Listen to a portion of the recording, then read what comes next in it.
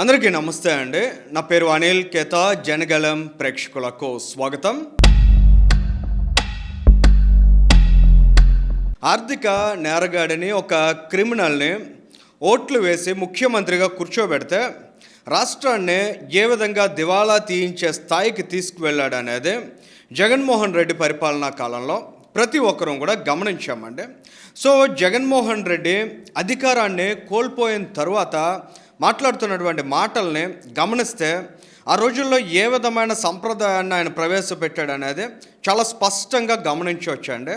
ఏదో సినిమాలో మహేష్ బాబు చెప్తాడు, మాఫియాని లీగలైజ్ చేసేస్తానన్నట్లు మాట్లాడతాడు కదా, అదేవిధంగా జగన్మోహన్ రెడ్డి కరప్షన్ని లీగలైజ్ చేసేసాడు, కరప్షన్ని సెంట్రలైజ్ చేసేసాడు. కరప్షన్ ద్వారా వచ్చేటువంటి లబ్ధి ఏదైతే ఉంటుందో తలా పిడికడు ఆ పాపాన్ని పంచుకుందాం అనేటువంటి మైండ్ సెట్కి ఆంధ్రప్రదేశ్ రాష్ట్రంలో వ్యవస్థల్ని దిగజార్చాడు.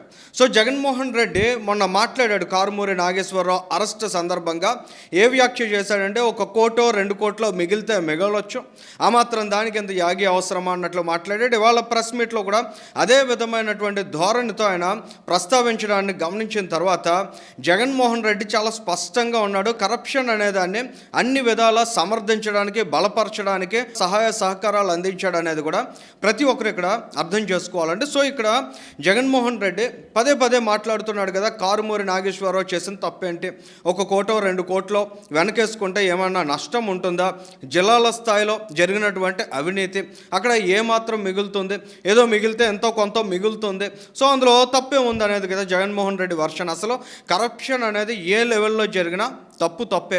ఒక మాజీ ముఖ్యమంత్రిగా, ఒక పార్టీ అధినేతగా ఆంధ్రప్రదేశ్ రాష్ట్రంలో ప్రతిపక్ష హోదాని ప్రజలందరూ నిర్ద్వంద్వంగా జగన్మోహన్ రెడ్డికి తిరస్కరించిన, నిస్సిగ్గుగా ఆ ప్రతిపక్ష హోదా కోసం పాకులాడుతున్నటువంటి వ్యక్తిగా ఎంతో కొంత వాల్యూస్కి, ఎథిక్స్కి కట్టుబడి జగన్మోహన్ రెడ్డి మాట్లాడాలి కదా. కానీ ఆ తరహా సోయ ఏమాత్రం లేని జగన్మోహన్ రెడ్డి కారుమూరి నాగేశ్వరరావు చేసినటువంటి తప్పిదాన్ని కప్పిపుచ్చే ప్రయత్నం చేస్తున్నాడు.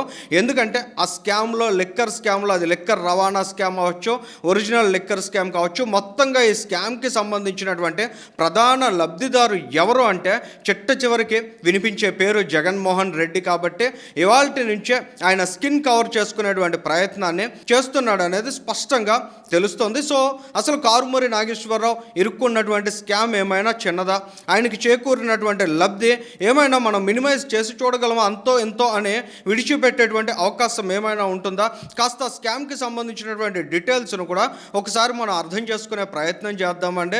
ఎందుకంటే రోజులు గడిచే కొద్దీ అసలు అక్కడ ఏ విధమైన తప్పు లేదని జగన్మోహన్ రెడ్డి లాంటి అబద్ధాల కోర చాలా ఖచ్చితంగా ఎస్టాబ్లిష్ చేయగలరు. కాబట్టి ఎప్పటికప్పుడు ఆ స్కామ్కి సంబంధించినటువంటి వివరాలను మనం అర్థం చేసుకోవాల్సిన అవసరం ఉంది. సో ఇక్కడ డీటెయిల్స్లోకి వెళ్ళినట్లయితే జగన్మోహన్ రెడ్డి పరిపాలనా కాలంలో మద్యం రవాణా స్కామ్ మొత్తం 400 కోట్ల రూపాయల మేర జరిగిందండి. మద్యం స్కామ్ ఏదైతే జగన్మోహన్ రెడ్డి ఆ రోజుల్లో తెరదీశారో అది 3,500 కోట్ల రూపాయలకు పై మాట అయితే, అందులో 400 కోట్ల రూపాయల మేర ఇప్పుడు ప్రస్తుతం మనకి కనిపిస్తున్నటువంటి మద్యం రవాణా స్కామ్. ఇందులో కారుమూరి నాగేశ్వరరావు నాడు సివిల్ సప్లైస్ మినిస్టర్గా పనిచేశాడు.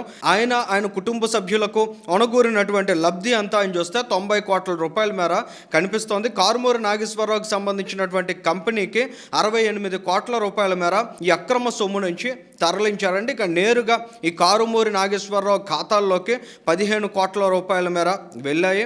ఇంకా ఆయన కోడలు, ఆయన కొడుకు అకౌంట్స్లోకి 9 కోట్ల రూపాయలకు పైగా నిధులు దారి మళ్లించినట్లు చాలా స్పష్టంగా తెలుస్తుంది. మొత్తంగా 90 కోట్ల రూపాయలకు పైగా కారుమూరి నాగేశ్వరరావు కుటుంబ సభ్యులు ఈ మద్యం రవాణా స్కామ్ ద్వారా లబ్ధిని పొందారు.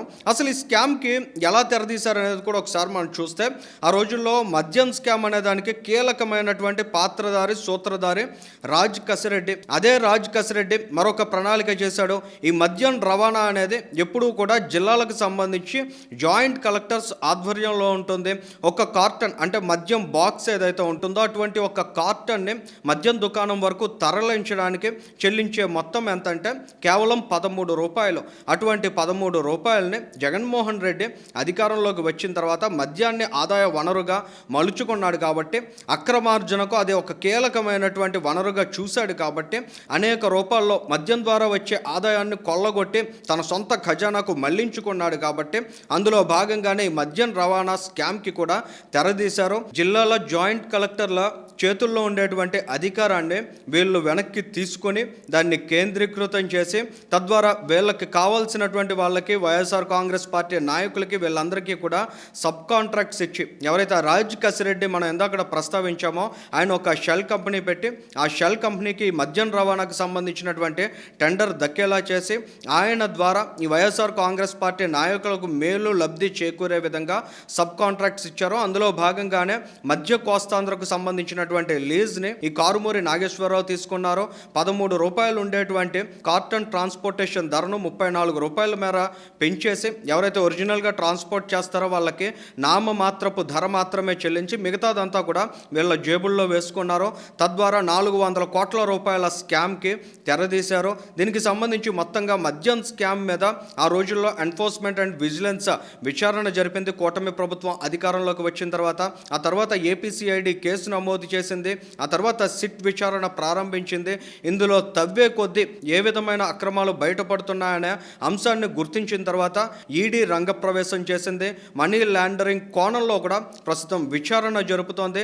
అందులో భాగంగానే జూన్ 11న రాజ్ కసిరెడ్డితో పాటు వాసుదేవరెడ్డిని ఈడీ అధికారులు అరెస్ట్ చేశారు. అదే నెల 18వ తేదీన ఈ కారుమూరి నాగేశ్వరరావు కుమారుడు సునీల్ని కూడా జూన్ 18వ తేదీన అరెస్ట్ చేశారు. ఆ తర్వాత జూన్ 24వ తేదీన కారుమూరి నాగేశ్వరరావును విచారణకు రావాల్సిందిగా ఈడీ నోటీసులు ఇస్తే దానికి స్పందించకుండా ఆయన అనారోగ్య కారణాలను సాకుగా చూపించి బెయిల్ తెచ్చుకోవడానికి అన్ని విధాల ప్రయత్నాలు చేశాడు. చివరికి సుప్రీంకోర్టుకు వెళ్ళినా కూడా ఈ కారుమూరి నాగేశ్వరరావుకు చుక్కెదురైనటువంటి పరిస్థితి. సో ఎట్టకేలకు ఈడీ అధికారులు ఈ కారుమూరి నాగేశ్వరరావుని అరెస్ట్ చేస్తే ఇంత పెద్ద స్కామ్లో పాత్రధారిగా ఉన్నటువంటి కారుమూరి నాగేశ్వరరావు చేసినటువంటి తప్పు ఎస్టాబ్లిష్ అయితే జగన్మోహన్ రెడ్డి ఆయన్ని కవర్ చేసే ప్రయత్నం చేస్తున్నాడు. ఆయన ఏ తప్పు చేయలేదని ప్రజలతో నమ్మించడానికి దిగజారుడు వ్యాఖ్యలు కూడా చేసి అబాసుపాలు అవుతున్నాడు. ఇదంతా జగన్మోహన్ రెడ్డి ఎందుకు చేస్తున్నాడంటే కారుమూరి నాగేశ్వరరావుని కాపాడేటువంటి యత్నం కాదు, జగన్మోహన్ రెడ్డి కూడా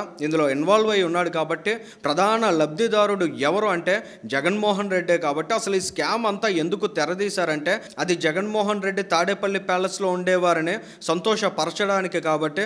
సో అంతిమంగా అల్టిమేట్గా అంతిమ లబ్ధిదారుడు ఎవరనే విషయం బట్టబయలైతే బయటకు వస్తే జగన్మోహన్ రెడ్డి ఓచలు లెక్క పెట్టాల్సినటువంటి దుస్థితి దాపురిస్తుంది. కాబట్టి ఇవాల్టి నుంచే అసలు ఈ మద్యం స్కామ్లో ఎన్ని కోట్లు దోచేసినా కూడా అందులో ఏ మాత్రం తప్పు లేదు, దాన్ని తప్పుగా ప్రజలు పరిగణించొద్దనేటువంటి మైండ్ సెట్ని జగన్మోహన్ రెడ్డి ప్రిపేర్ చేస్తున్నాడు. ఈ వాస్తవాలన్నిటినీ కూడా ఖచ్చితంగా ప్రజానీకం గమనించి అర్థం చేసుకోవాల్సినటువంటి అవసరం ఉంది. ఈ వీడియోకి సంబంధించి మీ అభిప్రాయాన్ని కూడా కామెంట్ చేయండి. Thank you.